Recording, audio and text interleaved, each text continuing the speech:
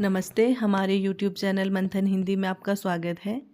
जैसा कि आप सभी को विदित है, हमारी टीम के द्वारा HPRCA TGT आर्ट्स कमीशन के लिए ऑनलाइन फ्री क्लासेस प्रोवाइड कराई जा रही है।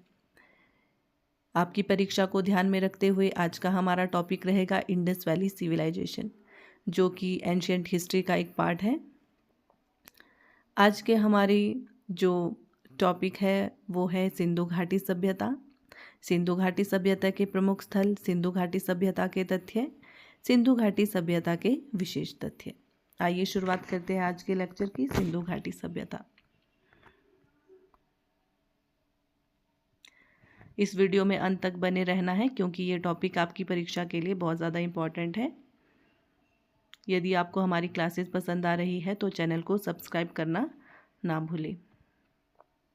सिंधु घाटी सभ्यता। सिंधु घाटी सभ्यता को हड़प्पा संस्कृति भी कहा जाता है। सर जॉन मार्शल के निर्देश पर राय बहादुर साहनी, दयाराम साहनी ने 1921 में हड़प्पा की खुदाई की। किसने की हड़प्पा की खुदाई? दयाराम साहनी ने 1921 में की। सिंधु घाटी सभ्यता, जिसे आद्य ऐतिहासिक या प्राक ऐतिहासिक एवं कांस्यकालीन युग भी कहा जाता है। परीक्षा में प्रश्न बनता है कि कांस्यकालीन युग किसे कहा जाता है? सिंधु घाटी सभ्यता को कहा जाता है। यह भारत की पहली नगरीय और शहरी सभ्यता थी। जो सिंधु घाटी सभ्यता है, ये भारत की पहली नगरीय या शहरी सभ्यता थी। जो धौलावीरा है वो भारत में सिंधु घाटी सभ्यता की पहली साइट है, जिसे यूनेस्को ने 2021 में विश्व विरासत स्थल की सूची में शामिल किया है। ध्यान रखना है। और जो सिंधु घाटी सभ्यता के सबसे बड़ा स्थल है वो कौन सा है? मोहनजोदड़ो है। जबकि भारत में इसका सबसे बड़ा स्थल है राखीगढ़ी। जो मोहनजोदड़ो है ये कहाँ पर है? पाकिस्तान में है। राखीगढ़ी कहाँ पर है? ये घग्गर नदी के किनारे है। कहाँ पे? हरियाणा के हिसार जिले में स्थित है। इसकी खोज कब की गई थी? 1963 ईस्वी में सूरजभान के द्वारा की गई थी। काल निर्धारण। रेडियो कार्बन C14 डेटिंग के अनुसार इस सभ्यता की सर्वमान्य तिथि है 2350 से 1750 ईस्वी। अन्य विद्वानों के द्वारा सैंधव सभ्यता का काल। सर मार्टिमर लूथर ने सैंधव सभ्यता का काल माना है 2500 से 1500 BC। वुली ने माना है 2800 BC। सर जॉन मार्शल ने माना है 3250 से 2750 BC। DP अग्रवाल ने माना है 2350 से 1750 BC। अल्विन ने माना है 2150 से 1750 BC। सिंधु सभ्यता का मान्यता प्राप्त काल है 2500 से 1750 BC। सिंधु सभ्यता का काल। पूर्व हड़प्पा काल। इसका समय है 3500 से 2600 BC। और इसके जो नगर है वो है कोटदीजी, दमसादात, आमरीनाल, सिस्वल। दूसरा है परिपक्व हड़प्पा काल। इसका समय है 2600 से 1900 BC। इसके नगर है हड़प्पा। हड़प्पा कहाँ है? पाकिस्तान में है, रावी नदी के पास है। मोहनजोदड़ो पाकिस्तान में है, सिंध नदी के पास है। चुनहुदड़ो कहाँ है? चुनहुदड़ो पाकिस्तान में है। लोथल, जो लोथल है वो गुजरात में है, भोगवा नदी के पास है। कालीबंगा राजस्थान में है, घग्गर नदी के पास है। और जो बनावली है वो कहाँ है? हरियाणा में स्थित है। अब है उत्तर हड़प्पा काल। इसका समय है 1900 से 1300 BC। और इसके जो नगर है वो है रंगपुर। रंगपुर गुजरात में है, मादर नदी के किनारे है। शेजदी गुजरात में है। राखीगढ़ी कहाँ है? हरियाणा में है। राखीगढ़ी के बारे में मैंने बताया था, ये कहाँ पर है? हरियाणा के हिसार जिले में है। और ये भारत में सबसे बड़ा स्थल है सिंधु घाटी सभ्यता का। और इसकी खोज की थी सूरजभान ने 1963 में। अब है विस्तार। हड़प्पा सभ्यता का विस्तार। उत्तर में हड़प्पा सभ्यता का विस्तार है मांडा जिले में। कहाँ पे है? मांदा, जम्मू कश्मीर में है ये। उत्तरी पूरा स्थल चिनाब नदी के तट पर अखनूर के निकट है मांदा। और दक्षिण में है दाइमाबाद। दाइमाबाद कहाँ है? महाराष्ट्र में। कौन से जिले में है? अहमदनगर में है। पूरब में है आलमगीरपुर, उत्तर प्रदेश। उत्तर प्रदेश के कौन से ज़िले में है? मेरठ ज़िले में। और कौन सी नदी के किनारे है? हिंडन नदी के किनारे है आलमगीरपुर। अब है सूतकांगे डोर। सूतकांगे डोर है पश्चिम में, सिंधु घाटी सभ्यता का जो विस्तार है सूतकांगे डोर तक है। कहाँ है सूतकांगे डोर? बलूचिस्तान में। ये कहाँ है? दाशक नदी के किनारे स्थित है। सिंधु सभ्यता का विस्तार भारत एवं पाकिस्तान में लगभग 1500 स्थलों पर पाया गया है। कितने स्थलों पर? 1500 स्थलों पर। यह संपूर्ण क्षेत्र त्रिभुजाकार है। इस सभ्यता का कुल क्षेत्रफल है 1,02,99,660 किलोमीटर।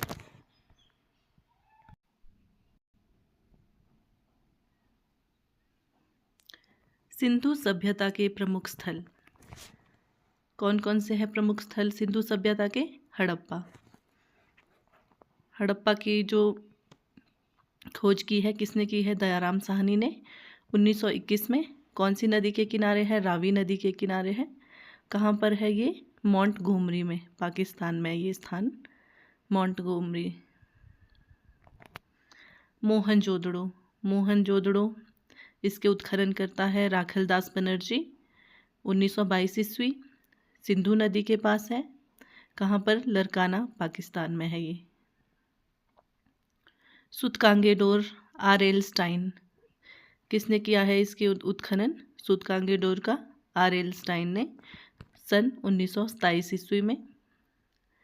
ये दाशक नदी के पास है और कहाँ? बलूचिस्तान, पाकिस्तान में स्थित है। चुनहोदड़ो। चुनहोदड़ो के उत्खनन करता है गोपाल मजूमदार 1931 ईस्वी। सिंधु नदी के किनारे है ये। कहाँ पर है? सिंध, पाकिस्तान में। कालीबंगा। कालीबंगा इसके उत्खनन करता है B.K. थापर 1953 ईस्वी। कौन सी नदी के किनारे है? घग्गर नदी के किनारे, राजस्थान में है ये, हनुमानगढ़ के पास, ब्रिजवासी लाल के पास। कोटदीजी। कोटदीजी के जो उत्खनन करता है वो है फजल अहमद 1953 ईस्वी। सिंधु नदी के पास है, खैरपुर, पाकिस्तान में है। रंगपुर रंगनाथ राव 1953-54 में। मादर नदी के पास है, गुजरात में है ये, काठियावाड़। रोपड़। रोपड़ कहाँ पर है? किसने किया है इसका उत्खनन? यक्षदंत शर्मा ने 1953 से 56 ईस्वी के बीच में। और ये सतलुज नदी के पास है, रोपड़ पंजाब में है। लोथल। लोथल के उत्खनन करता है रंगनाथ राव 1957-58 ईस्वी में। भोगवा नदी के पास है, गुजरात, अहमदाबाद में है ये। आलमगीरपुर इसके उत्खनन करता है यक्षदत्त शर्मा 1958 ईस्वी। हिंडन नदी के पास है, मेरठ, उत्तर प्रदेश में ये। बनावली इसके जो उत्खनन करता है R.S. बिष्ट है 1974 ईस्वी। रंगोई नदी के पास है ये, हिसार, हरियाणा में है स्थित। धौलावीरा। धौलावीरा के जो उत्खनन करता है वो है R.S. बिष्ट 1905 से 1990 ईस्वी के बीच में। और कहाँ पर है? कच्छ, गुजरात में है। हड़प्पा, सॉरी, जो धौलावीरा है वो कौन सी नदी के पास है? लूनी नदी के पास।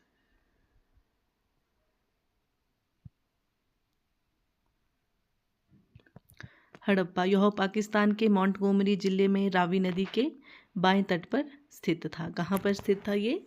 मोंटगोमरी, पाकिस्तान के मोंटगोमरी जिले में रावी नदी के बाएं तट पर स्थित था। 1921 में दयाराम साहनी ने इस स्थल की खोज की। हड़प्पा के स्वस्तिक चिन्ह प्राप्त हुआ है। क्या हुआ है हड़प्पा से प्राप्त? स्वस्तिक चिन्ह। हड़प्पा में 6 अन्नागार मिले हैं। यह ईंटों के बने चबूतरे पर 2 प्रांतों में है। प्रत्येक की लंबाई 15.23 मीटर, चौड़ाई 6.09 मीटर है। यहाँ फर्श की दरारों में गेहूं और जौ के दाने मिले हैं। हड़प्पा में 2 कमरे वाले बैरक मिले हैं। यह श्रमिकों के रहने के लिए बने थे। यहाँ से प्राप्त मोहरों पर सबसे अधिक अंकन एक श्रृंगी पशु का है। किसका अंकन है सबसे अधिक यहाँ से प्राप्त मोहरों में? एक श्रृंगी पशु का अंकन है इसमें। अन्य स्थल है मोहनजोदड़ो। इसको मृतकों का टीला भी कहा जाता है। यहाँ एक मोहर मिली है जिस पर पुरुष देवता अंकित है। उसके सिर पर 3 सींग हैं। उसके चारों ओर एक हाथी, एक बाघ और एक गैंडा है। कौन कौन से जानवर हैं? हाथी, बाघ और गैंडा। आसन के नीचे एक भैंसा है। पांव पर 2 हिरन हैं। इसे शिव का प्राचीन रूप पशुपति महादेव बताया गया है। यहाँ पर एक विशाल स्नानागार है जो कि 11.08 मीटर लंबा है, 7.01 मीटर चौड़ा है, 2.43 मीटर गहरा है। मोहनजोदड़ो की सबसे बड़ी इमारत अन्नागार है, 45.71 मीटर लंबा एवं 15.23 मीटर चौड़ा है। अन्नागार किसकी है सबसे बड़ी इमारत? मोहनजोदड़ो की। यह एक अन्य मोहर पर कुबड़ वाले बैल की आकृति बनी है। यहाँ से सीप का पैमाना, कांसे की नर्तकी, सूती वस्त्र के साक्ष्य, घोड़े के अस्तित्व का संकेत आदि प्राप्त हुआ है।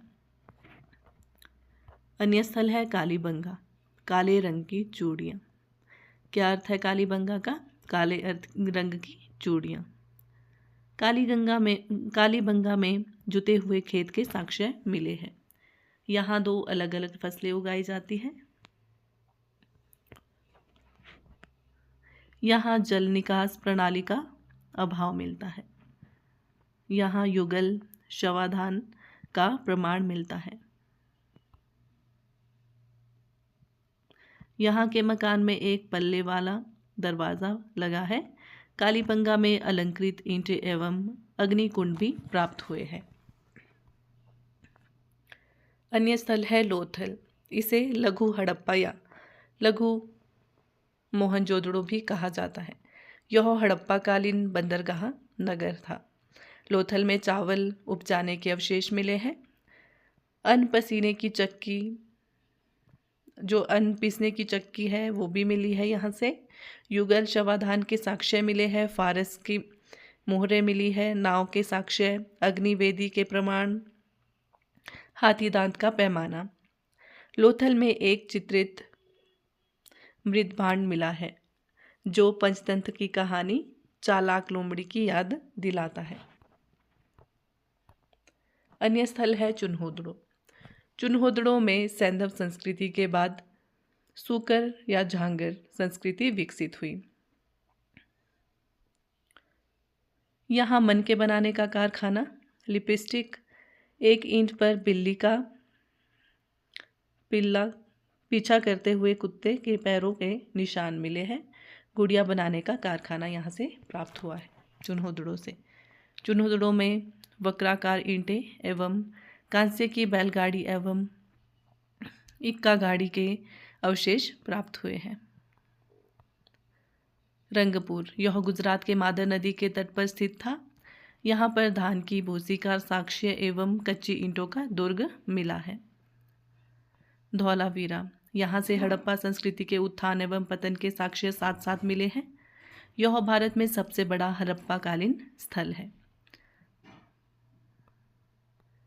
अब है सिंधु घाटी के तथ्य। सैंधव सभ्यता में लोगों को लोहे का ज्ञान नहीं था। सैंधववासी लिंग मूर्ति पूजक थे। मोहनजोदड़ो के अधिकांश निवासी भूमध्य सागरीय प्रजाति के माने जाते हैं। सैंधववासियों के बर्तन मुख्यतः लाल या गुलाबी रंग के हैं। यहाँ संभवतः दास प्रथा का भी प्रचलन था। सैंधववासी पासे का खेल एवं नृत्य द्वारा अपना मनोरंजन करते थे। गाय की मूर्ति कहीं से प्राप्त नहीं हुई। यातायात के लिए बैलगाड़ी का प्रयोग होता था। टेराकोटा, आग में पकी हुई मिट्टी को टेराकोटा कहते हैं। मेसोपोटामिया के पुरालेखों में दिलमन, माकन एवं मेलूहा की जानकारी मिलती है। सिंधु घाटी सभ्यता का सामाजिक जीवन। हड़प्पाकालीन समाज संभवतः मातृस्थात्मक था। यहाँ के लोग शांतिप्रिय थे, शाकाहारी एवं मांसाहारी दोनों थे। पुरुष एवं महिला दोनों ही आभूषणों का प्रयोग करते थे। मनोरंजन के लिए पासे का खेल, पशुओं की लड़ाई एवं नृत्य आदि प्रचलित साधन थे। शवाधान आमतौर पर मृतकों के गड्ढों में दफनाया जाता था। क्या किया जाता था? मृतकों को गड्ढों में दफनाया जाता था। कुछ स्थानों पर शव को पूर्ण रूप से जलाकर राख को जमीन में दफनाया जाता था।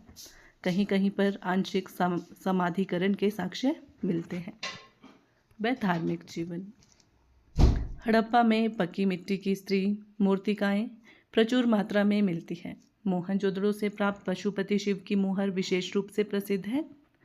धार्मिक जीवन में मातृदेवी की उपासना लोकप्रिय थी। एक मूर्तिका में स्त्री के गर्भ से निकलना पौधा दिखाया गया है। पशुओं में कुबड़ वाले बैल तथा पक्षियों में फाक्ता की पूजा होती है। वृक्ष पूजा भी प्रचलित थी। सैंधव सभ्यता में मंदिर के प्रमाण नहीं मिले हैं। राजनीतिक जीवन। सैंधव सभ्यता में राजनीतिक संगठन का स्पष्ट अभाव है। यहाँ पर पुरोहित द्वारा शासन व्यवस्था नहीं थी। सिंधु सभ्यता में अस्त्र शस्त्र का अभाव था। हड़प्पा का शासन संभवतः वणिक वर्ग के हाथों में था। आर्थिक जीवन। सिंधु वासियों का मुख्य व्यवसाय पशुपालन, कृषि एवं उद्योग था। कालीबंगा जुते हुए खेत के साक्ष्य मिले हैं। कहाँ से मिले हैं जुते हुए खेत के साक्ष्य? कालीबंगा से। सैंधववासी वूल कुल 9 फसलों का उत्पादन करते थे, जिसमें गेहूं व जौ मुख्य खाद्यान्न था। वनावली में बदिया किस्म के जौ का साक्ष्य मिलता है। कहाँ पे मिलता है बदिया किस्म के जौ का साक्ष्य? वनावली में। सबसे पहले कपास पैदा करने का श्रेय भी सिंधु सभ्यता के लोगों को जाता है। नदी तालाबों द्वारा सिंचाई होती थी। सिंचाई के लिए क्या साधन थे? नदी और तालाब। सैंधव सभ्यता में व्यापार। वस्त्र उद्योग सैंधव वासियों का मुख्य उद्योग था। इसका मुख्य केंद्र मोहनजोदड़ो था। सैंधव वासी सूती एवं ऊनी वस्त्रों का प्रयोग करते थे। चुनहुदड़ो एवं लोथल में गुड़िया एवं मन का बनाने का साक्ष्य मिला है। व्यापार वस्तु विनिमय प्रणाली पर आधारित था। सैंधव वासियों का विदेशी व्यापार इराक, ईरान, बहरीन एवं मिस्र से प्राप्त होता है। अब है सिंधु सभ्यता में आयात की जाने वाली वस्तुएं। कौन कौन सी वस्तुएं आयात की जाती थी? लाजवर्णी कहाँ से की जाती थी? बदख्शां अफगानिस्तान से। सोना कहाँ से? कोलार कर्नाटक से। टीन अफगानिस्तान से। स्टेटाइट ईरान से। गोमेद सौराष्ट्र से। तांबा खेतड़ी राजस्थान से। फिरोजा फारस से। संगमरमर राजस्थान से। इंद्र गोपमणि भड़ौच गुजरात से। वह मुहरे एवं बाट। सैंधव सभ्यता में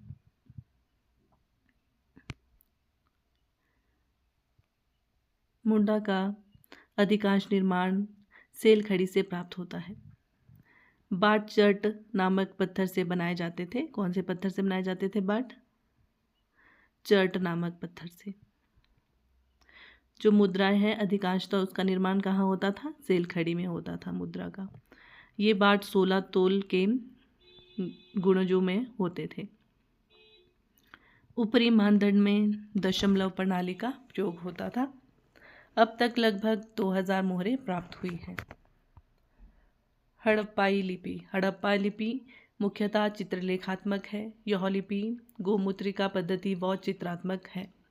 अब तक इस लिपि में कुल मिलाकर 375 से 400 तक चित्राक्षर प्राप्त हुए हैं। अब तक यह लिपि पढ़ी नहीं जा सकती थी। कौन सी लिपि मुख्यतः हड़प्पा लिपि का प्रयोग किया जाता था? कैसी लिपि थी ये? चित्रलेखात्मक लिपि। सैंधव सभ्यता का अंत। पतन का कारण और कौन से विद्वान ने क्या कहा है सैंधव सभ्यता के अंत का कारण? भूकंप। भूकंप किसने कहा है? डेल्स ने। प्राकृतिक आपदा किसने कही है? केनेडी ने। आर्यों का आक्रमण कहा है? व्हीलर एवं गार्डन ने। विदेशी आक्रमण किसने माना है सैद्धव सभ्यता का अंत? गार्डन चाइल्ड ने। जलवायु परिवर्तन माना है? स्टाइन एवं घोष ने। अस्थिर नदी तंत्र माना है? लैम्ब्रिक ने। बाढ़ माना है? मैके राव मार्शल ने। सिंधु घाटी सभ्यता के विशिष्ट तथ्य। ज़्यादातर हड़प्पाई सीलें चौकोर हैं। कैसे थी? चौकोर थी। बनावली हरियाणा में मिट्टी से बने हल का प्रतिरूप प्राप्त हुआ है। रंगपुर में बाजरे की खेती का प्रमाण मिलता है। सिंधु सभ्यता में नगर योजना ग्रिड पद्धति पर आधारित थी। आलमगीरपुर में एक भी मुहर नहीं मिली है। सरस्वती जहाँ बहती थी वह क्षेत्र विंशन कहलाता था। हड़प्पाकालीन नगरों को आयताकार खंडों में बांटा गया है। सूतकांगेडोर एवं सुरकोटदा समुद्र तटीय नगर थे। समुद्र तटीय नगर कौन से थे हड़प्पाकालीन? सूतकांगेडोर और सुरकोटदा। सैंधव वासियों के निवास स्थल के अंतर्गत दुर्ग पश्चिम दिशा में व बस्ती पूर्व दिशा में होते थे।